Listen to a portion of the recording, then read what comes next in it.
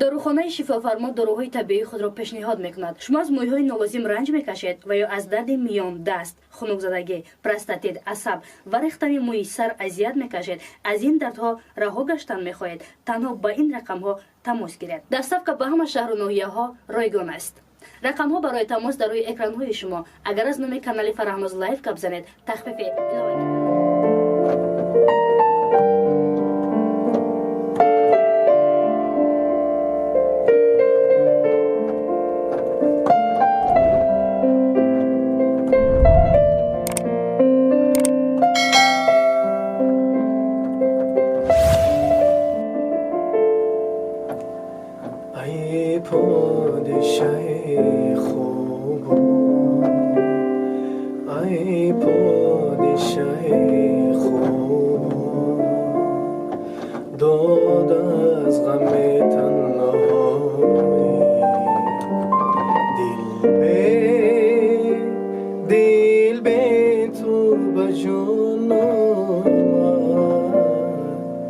وقت است تو که بازاری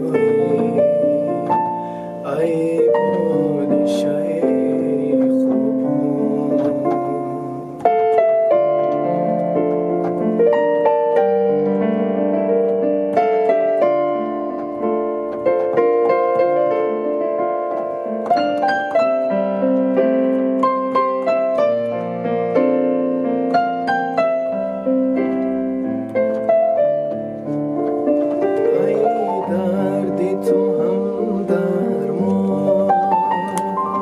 در بستر ناکامی ای درد تو هم درمان در بستر ناکامی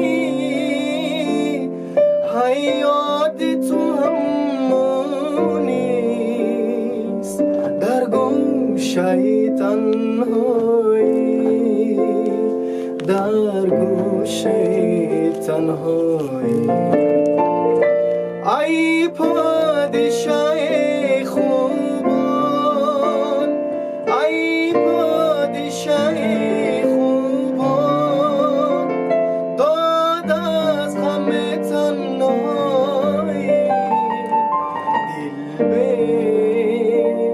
دل به تو با جان آمد وقت است تو که بازاری وقت است تو که بازاری تشکر زیاد.